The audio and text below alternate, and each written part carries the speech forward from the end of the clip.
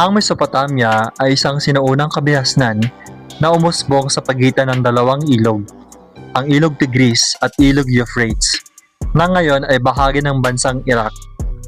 Mula sa salitang Griego na ang ibig sabihin ay lupain sa pagitan ng dalawang ilog, dito nagsimula ang ilan sa mga pinakaunang sibilisasyon sa kasaysayan ng daigdig.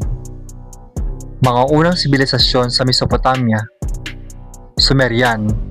Sila ang unang nanirahan sa Mesopotamia at nakilala sa pag-imbento ng cuneiform, ang kauna-unahang sistema ng pagsusulat. Nagtayo sila ng mga ziggurat, templong may patong-patong na disenyo. Akkadian. Pinamunuan ni Sargon the Great ang kauna-unahang emperador sa kasaysayan. Pinag-isa niya ang mga lungsod-estado ng Sumer. Babylonian. Nakilala dahil kay Hammurabi, na lumikha ng kodigo ni Hammurabi, isang sistemang legal na may mga batas at kaparusahan. Assyrian. Kilala bilang matatapang na mandirigma at mahusay na tagapagtayo ng mga lungsod. Sila rin ay may malawak na imperyo at mahusay sa pagpaplano ng digmaan. Neo-Babylonian. Sa pamumuno ni Nebuchadnezzar II, muling umangat ang Babylon. Itinayo niya ang Hanging Gardens of Babylon, isa sa 7 ancient wonders of the world. Ambag ng Mesopotamia sa kabihasnan. Cuneiform. Ito ang naging simula ng naitalang kasaysayan. Matematika.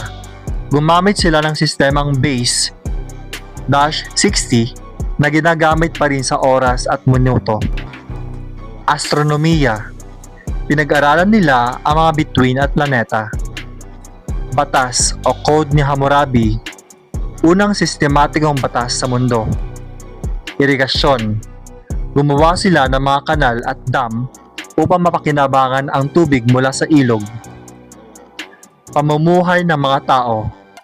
Ang mga tao sa Mesopotamia ay nahati sa uri ng lipunan.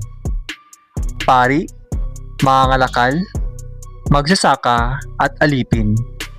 May mga lungsod-estado silang pinamumunuan ng hari at pinangangalagaan ng mga pari.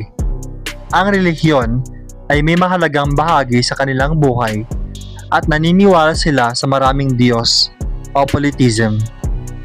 Tunay nga, ang Mesopotamia ay duyan ng sibilisasyon kung saan unang umusbong ang kaalaman, pamahalaan at kultura ng tao. Ang Mesopotamia ay isang mahalagang kabihasnan sa kasaysayan ng daigdig. Dito nagsimula ang maraming ideya, teknolohiya, at sistemang patuloy nating ginagamit ngayon. Maraming salamat po sa panonood. Huwag kalilimutang i-like ang video at mag-subscribe sa ating YouTube channel. Thank you!